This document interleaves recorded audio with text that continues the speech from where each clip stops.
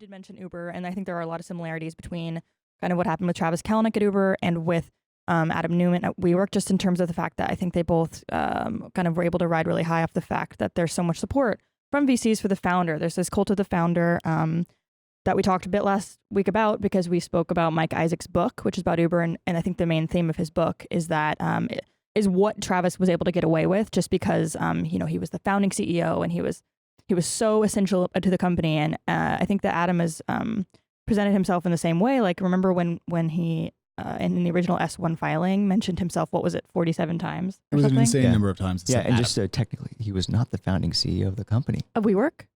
Yeah. You mean Travis? Travis was Ryan Graves. Ryan Graves. Ryan Yeah. Graves was CEO for like what? How? Yeah, and just actually the point of like the cult of the founding CEO. I think just on that point that you make, I think we've just glorified that so much in especially in the last decade. It's a little too much. It gets to the head, and if you amplify the whatever it is that drives a Travis or an Elon or Adam. Right. And it's they're great visionaries, but at the end of the day, it's great when you have open capital markets and you have abundance of cash. But we haven't seen the lack of abundance of cash in the last decade. So when the times get tougher, those CEOs don't really do that great. Right. They built this ethos, this movement on access to lots of capital to do big things, splashy things, loud things that we all read about in the media, but it's hard to do that when all of us need to crack down on costs and pay more attention. Question though, because you invest at roughly the Series A stage, give or take. And so you're definitely working with founders that are still probably in that seat, often probably being the CEO. Do you encourage people to go out and seek external talent to bring in business acumen, experience, and like people that have done things like set up a corporate OKR strategy, stuff that often younger founders and new CEOs haven't done? Absolutely. Maybe just I think I've invested in about 25 companies where I've been on the board. I've at this point, I think 23 of the 25 are still CEOs. Okay. And so I believe in not the cult of the founder CEO, but like I believe in the founding CEO concept. And because trying to find someone who's not the founding CEO as a CEO is a really hard job for someone like me or an investor, board member.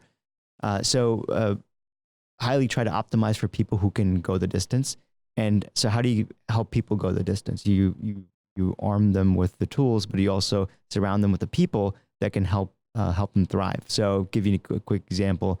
Aaron Levie hired Dan Levin. Dan Levin was at Intuit for like 15, 20 years, ran QuickBooks, and he was an operational guy. He learned from the school of Intuit how to build a business. And so he had most of the company reporting to him and Aaron was doing all the visionary stuff and all kinds of other stuff, customer and maybe even some product, some design.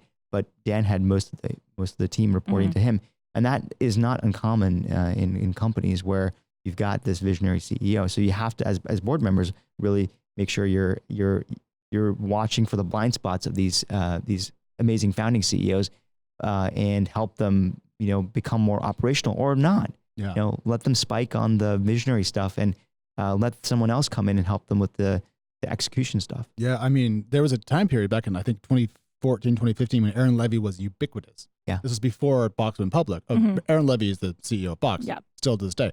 And there's no way he was taking all the meetings required to run that company's day-to-day minutia and also going to every single conference in the world. Well, doing a good job, I think, evangelizing the then private company's name. So what responsibility do you think VCs have if they do have a CEO that's clearly unable to do their job? I mean, I know you just said, you might encourage them to hire some outside talent to take over, but beyond that, I think if in the cases of like Travis and Adam and also much less publicized cases, what should a VC do in that situation? Well, in the case of Adam and Travis, those are like the complete outlier cases of building a $50 billion company, and we don't know what WeWork's going to be worth. But these are complete outliers, right? In terms of, and if you are a VC who's in early stage, you kind of won the lottery. If your company's worth 10, 12, 15, and you came in at 50 million pre, you're not asking too many questions really. And that's 200x at that point. So and that's the issue is that you kind of let some of the behavior just roll because these are the people who are just going to make you just a ton of returns.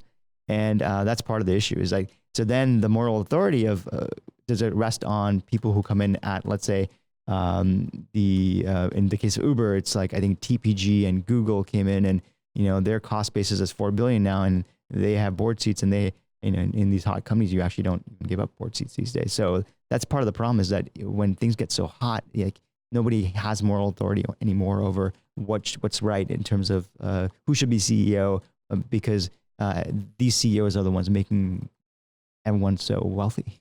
Right. It's hard to argue against something when that thing is making you your paycheck. There's Yes. a better quote that I'm butchering there, but that's the idea.